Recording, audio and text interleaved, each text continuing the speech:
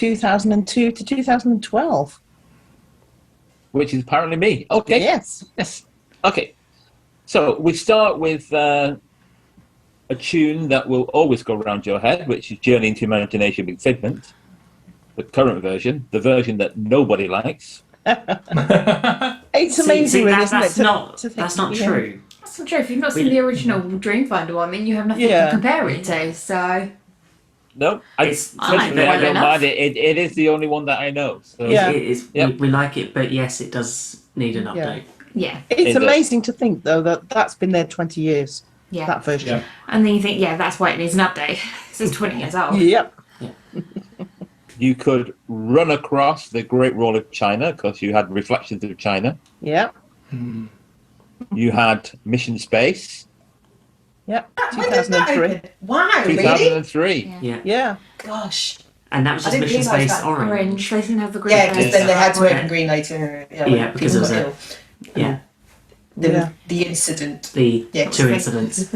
Protein spills. Yes. Protein spills. Oh no. No. There was no. Something. There was a worse incident. Significant incidents that we don't talk about. Oh dear. Yeah. Oh dear.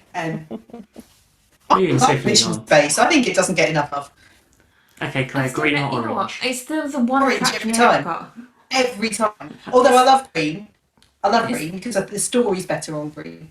Okay. Orange is amazing. It's still the one attraction we've not done in EPCOT. I think that's the only one Walt Disney. No, well, we've not done a couple of like impressions to France and things like that. But yeah, it's a couple of those we haven't done. In Future World, I think since 1982, hasn't it? Mm-hmm. You also got a righteous time in Total Talk with Crush. 2004. 2004. Wow, I love really? Total Talk with Crush. I don't do it enough. It's so funny. I've seen some really funny videos of that recently. Yeah. I think kids are getting bored of their questions. Yes. Last time we did it, there was a signer. I don't know if there's always a signer there, but there was somebody signing. And I tried very hard to figure out the ASL for dude. I don't think I quite got it. Soarin was 2005. Wow. Yeah. I actually think that was to me that was such a pivotal time. Yeah. Yeah. Because it was that lift. See what I did there. But it actually changed people's perceptions of EPCOT, and suddenly you're now going into a park where you are going to experience something that fitted into the whole EPCOT theme. Yeah. Secondly, it was a unique ride that nobody had ever thought, ever possible to sort of put yourself within that screen and just be able to find yourself traveling across different parts and different smells, and it was such a superb thing. But it put Epcot again just on the map as a must-do park, and so you found that the crowds were high for that. It suddenly became between that and then you get Test Track, and you're suddenly finding this park is actually becoming a new version of where we left it off, sort of late 90s, where it had stagnated and it hadn't had that cash injection. You suddenly find in the 2000s they rode that whole thing from the fireworks show, from the Millennium, and suddenly somebody was actually. It was a push to update it and bring it out to the future. What they were doing was superb, because it was, I think for anyone who went early 2000s, it was a park that was exciting because it was just totally buzzing with parades, fireworks, and new rides, with still a little bit of the old stuff there as well. And so it had a bit of everything. Yeah, it was the part they were willing to take a risk in. To try something new that hadn't happened somewhere else. Actually, do you know what? Because it's Future World, or because it's this unique place that nowhere else is going to replicate ever, we can test something out that maybe doesn't exist somewhere else. So Test Track, the Mission Space, nowhere else is doing that. But this park, we can get away with it because maybe there isn't a particularly congruous story across the whole property. But we can get away with testing out these things and just dipping our toe and seeing, and I think they still do that a little bit with it, like the Guardians. I was going to say, you could argue they're still doing it. Guardians is the ride that's the system fun for bit. Guardians. That's the whole point of Epcot. Yeah. I get really excited by this stuff. It should be the park where we test stuff to see if it's going to work. Crash test Talking of test track, Yes. Yeah. in 2012, the previous version closed in April, and in December, the new version opened. Yeah. Yeah. So you've done both versions. I've done both versions. Yeah. Yeah. And Must did have done the both old versions. Which is best? 6 one half doesn't have another.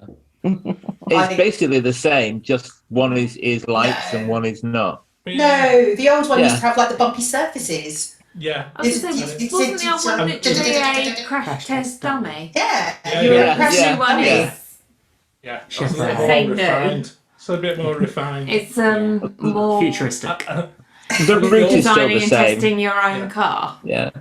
The pre-show on the original one was absolutely we'll put up a was it a 3, 6, and 7? No, not a 7.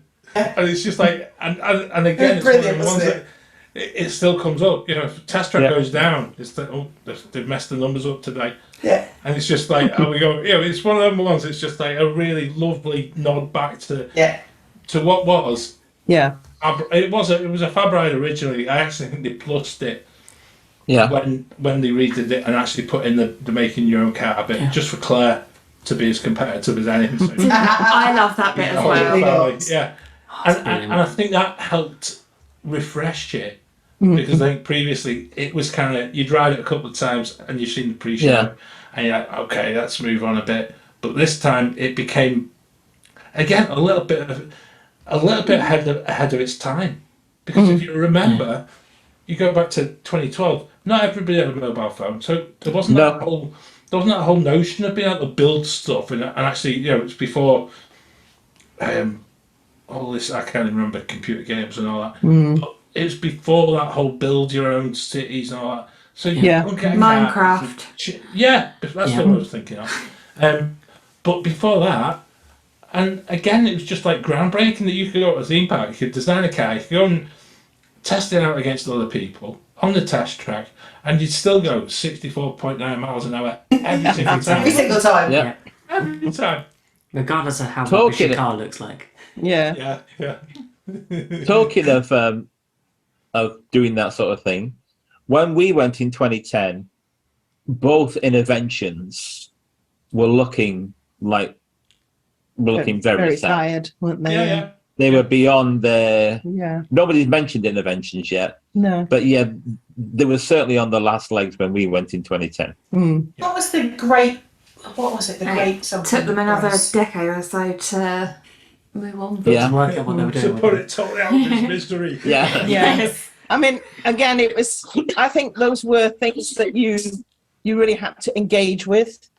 Yeah. And every time we went in that first trip, there's nobody in there. Nothing was happening. Well, they did take them into a meet and greet space. Yeah. Yeah. And where was it? We met Baymax and Joy and Sadness Yeah. in those But spaces. even before that, Ben, some of the things that were there, and particularly at the time we had a young family, and you were looking for things that there was still a bit of how to escape from your house if it was on fire. Yeah. Now, bit of a bizarre thing to share with your young kids, but actually, Very useful. Yeah. yeah, but you just never thought of it. There was also the ride simulator where you could actually design. Yes. Yeah. Yeah, Yeah. which was absolutely incredible. And there was, even the things back in those days, it was the one where you could take your own picture and you could send it via email. Yeah. Now imagine that. But it was groundbreaking of its time. And I think one of the problems with Innoventions was it required annual sort of updates. Yeah. Yeah. And eventually you technology can't sustain that at the speed at which everything technology wise has moved, probably since sort of the mid 2000s onwards, as regarded mobile technology especially, certainly back mid 2000s, you wouldn't have a mobile phone would have been the size of a suitcase. Yeah. And so there was certainly a house brick, yes. Yeah. Yes. So we kind of forget how big a challenge it must have been to actually continue to try to get something new into Innoventions that was going to be cutting edge, because unfortunately, like it or not, Disney were not going to be the people who, by the time you get to that stage, they're not going to be inventing this stuff. You then find that there's the companies, the Microsofts of the world, the Apples of the world, who are not prepared to peg. And this is perhaps where they were probably finding it difficult with Disney. These companies wouldn't pay as others had done before, such as Kodak with a lot of sponsorship. Yeah. Why should they give Disney money to put stuff in their theme park when actually we develop it ourselves, we can make the money, and actually we're not giving anything away for free. And it kind of that kind of was where Innoventions actually became tired, because we were seeing stuff that was moving much more quickly, and it's a shame, because actually there was lots and lots of brilliant stuff in there. What was the one with the piggy bank? The Sum of All Thrills. Yes. That was the... Yes. And there was one about, like John said, there was something around if there was a storm and how like storm waters were managed. Yeah. There was all sorts. Yeah, I was of just asking. Yeah, there's one with the piggy bank, wasn't there? I was just about the one with the piggy bank. What was that? Yeah, Sum of All Thrills. The Sum of All Thrills. Yeah. That was the Sum of All Thrills, was it? Okay. Yeah, I think so. Yeah. Okay. That was one of the last ones to close, actually. Right. Okay. Right. Okay. I remember that being there in like 2004. Right. Okay. There were so many different things that went through that space, and obviously that Innoventions had replaced Communicore to start with. So, but I do remember the ride simulator and standing there watching people building these things and then flinging themselves around. I did the one that was in Morgan, and I did the one that was. He built me a ride, and I did it. The one that was in Disney Quest, because they had the same setup in there, and I let him design it, and then I rode it. I did that one. Yeah, that was. I did that one, and we made a birthday song for Jill on the song. Yeah. Yeah. I'm not gonna rattle down a list. I've actually found a whole list of different exhibits and sponsors, and going back to what I just previously said, even Apple were one of the original. Involved there for 4 years in 94 to 98. Wow. But there's a massive list of companies that had involved and invested, which was very much the Disney way, wasn't it? It was to be a part that was to be self-sustained through sponsorship, and then they realised, I think perhaps once the financial markets crashed and we were left with a world that was a little bit different. Yeah, you can't expect companies to go and invest in a park, and I think Disney wanted a little bit of their own control back as well. It becomes it becomes a little bit more apparent that there was a little bit, they were getting, like Sega were involved quite significantly at one point, and they were trying to trial loads of their stuff, which was fine. But Disney are thinking, hang on, how come we could have a bit of that market? Yeah. I think was it Time Warner or another film company and TV company. They were involved in some points, and it was suddenly the fact that you suddenly become aware that Disney itself as a company were expanding, and they couldn't afford to be seen as having sort of other brands that they were competing with. It's a real strange one, and that's what EPCOT actually allowed. It allows you that opportunity to actually look back at corporate history and see how, first off, the Disney Corporation changed, but how that sponsorship bit really does sort of influence what's going on in your theme park. Yeah, definitely. I also have to say that sometimes, certainly the first time we went, things got a bit confusing, because one attraction tells you that dams are good things.